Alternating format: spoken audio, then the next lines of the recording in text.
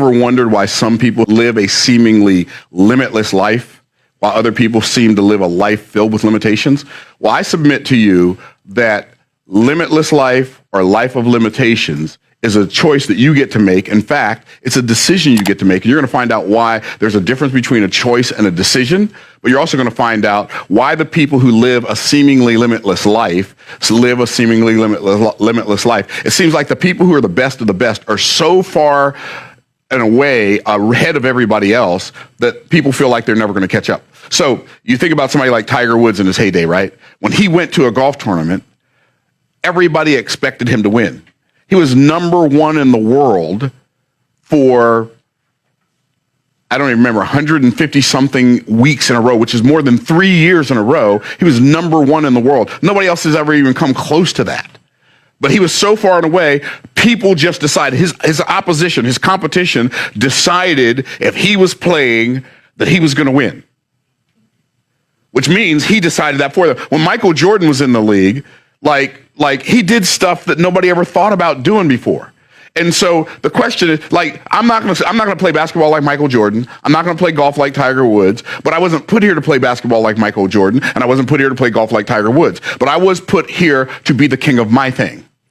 And you were put here to be the king of your thing. Or ladies, you were put here to be the queen of your scene. And you can be the best of the best. Forget about the rest. There's no such thing as competition. You can live a limitless life if you learn to believe more in your leverage than you do in your limitations.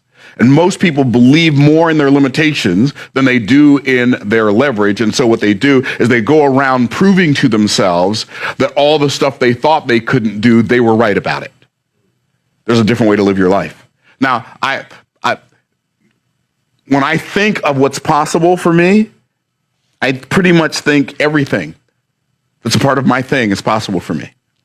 And the only thing that's impossible for me is that something that I'm supposed to do would be impossible for me. And if you'd learned, that's a disciplined way of thinking that most people don't have. Like the biggest key to success is not a morning routine. The biggest key to success is not, well, you have to wake up at 5:30 every morning. Well, I don't wake up at 5:30 every morning. Now, and in fact, there are some mornings when I wake up at 5:30, but for the most part, that's not most mornings, right? You know when I wake up? Usually when I'm done sleeping, right? So that you have to do this, and you have to exercise in the morning, and you have to drink a cup of coffee in the morning, and you got to work out, and you can't look at your cell phone. Like, all that's great. I mean, you can set your environment up in a way that you're more likely to win, but the reality is you have to make a decision. And then you have to learn how to understand the difference between a choice and a decision. Because here's what's not going to happen. You're not going to achieve anything in your life without confidence. What is confidence? Well, the word confidence, the root word of the word confidence is what? Confide. And what does the word confide mean? It means to trust. And so when a person doesn't have confidence, what it means is they don't trust themselves. Why don't you trust yourself? Like, why don't you have confidence? Why do you believe that if somebody else did it, it would work, but if you did, it's not going to work? Is that a good question, my people? Talk to me, my people. Talk to me. So that's a good question. So we don't want to, I don't want to go through life looking, well, yeah, of course they can do it, but not me. No, but of course I don't know if anybody else can do it or not, but I know I can get the deal done, right? Put me in the arena where the battles are being fought, where the awards are being won. It's so interesting. Like I talked about David a couple of weeks ago, right? David and talk about the story of David and Goliath. And one of the things I didn't cover in the story was like when David came down and David came down to bring food to his brothers. And he came down and he heard the giant. And then David, before he decided to fight Goliath, he negotiated, renegotiated, and renegotiated again his contract. Because he said, what shall be done to the man that slayeth this, that killeth this Philistine? Well, he's going to get the king's daughter as his wife.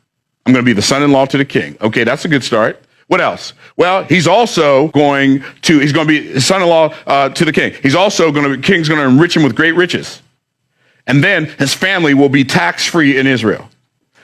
Just give me the last one. I don't need the king's daughter. I don't need just that tax-free one. That's the one I'm looking for right there, right? And so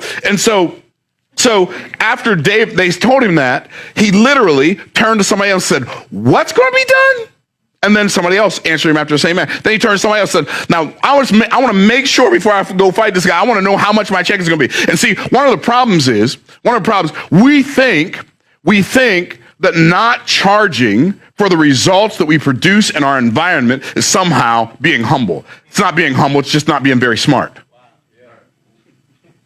David said, I want to know, I'm going to kill the giant anyway, but since I'm going to kill him anyway, I want to know how much I'm going to get paid. Yeah. And he confirmed it twice after he heard it. Why? Because in the Hebrew culture, at the mouth of 2 or 3 witnesses, let everything be established. So now he's like, okay, I got my contract. Now I got my marching orders. And see, one of the problems, like people talk about count the cost. Yeah, count the cost, but also count the commissions. Like, how much am I going to get paid? People ask me all the time, Myron, like, how do I know how much to charge for producing a result for a client? My answer is always the same. You always start with this. Is it a price that makes you smile? If it's not a price that makes you smile, it's too low. Yeah, now, see, here's what your problem is. You thought it was supposed to be a price to make your customer smile. They can smile or don't smile. They should be smiling because I'm getting ready to help you. Right? But if I'm gonna do it, you're gonna have to make it worth my while. Otherwise, I ain't interested. I got a call from a guy recently, and he wanted me to speak virtually or live at a conference with thousands of people. He says, so how can we make this work? I said, well, you pay for, you want me to be there, like, physically, you pay for my air travel. It's $11,000 an hour. And I know, oh, that's crazy. Yeah, you're just, whatever. Okay, do you. Okay, that's mine. And I'm okay not speaking too. Okay, so let's start there. I'm okay with that's too much for us. I'm okay with that. It's $11,000 an hour for me to get there. It was in Las Vegas. From Tampa to Las Vegas, $11,000 an hour there and back. Whatever that is, let's call it 5 hours there, 5 hours back. So that's $110,000 just for travel. That doesn't include my room, because you're going to need to get me a room. And my speaking fee is $250,000 an hour. So I'll come speak. You pay me $250, you pay for my travel, I'll happily come speak on your stage. Oh, well, it's a big stage. We just wanted to give somebody exposure. Well, you can give somebody else exposure. I'm good. I got all the exposure I need. I'm good. Now, I'm not saying everybody's prices need to be that high, but see, what a lot of people don't realize, like people think, oh, your prices are just that high because you think you're all that in a bag of chips. No, because time is something that I have less and less of every day, and I value my time whether you value it or not. And by the way, you're never going to value my time if I don't value my time, right? So a lot of you are frustrated because you want your clients to put a higher value on your time than you do. Can I get a witness? But I'm not doing that. It is what it is. It costs what it costs, right? So what does that mean? Well, like I set my prices. I remember when I used to do coaching for $5,000 an hour.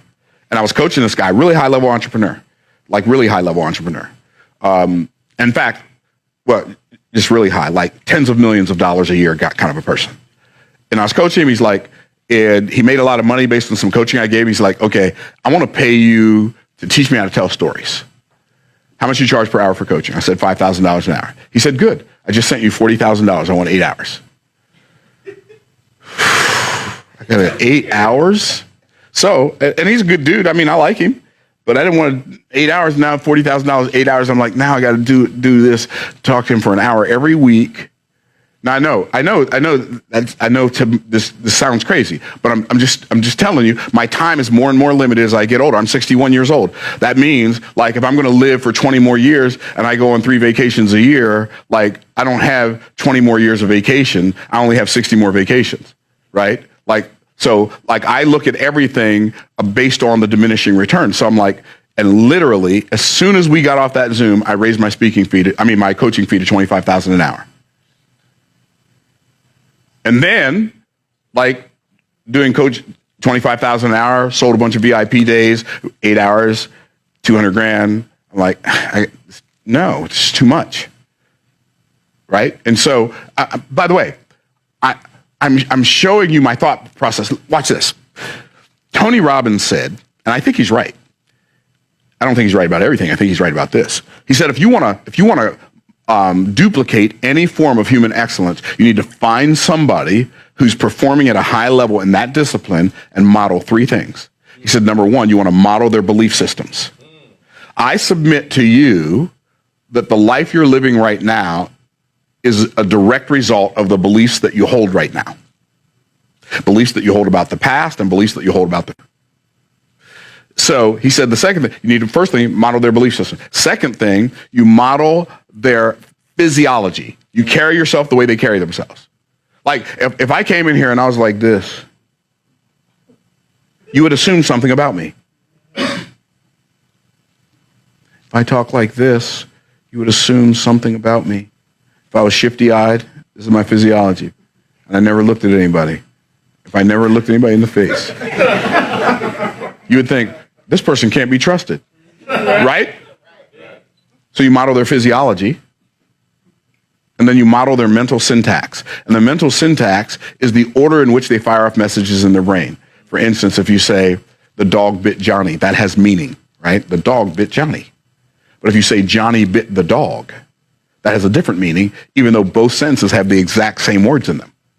So what, like the order that you do a thing oftentimes is as important as the thing you're doing.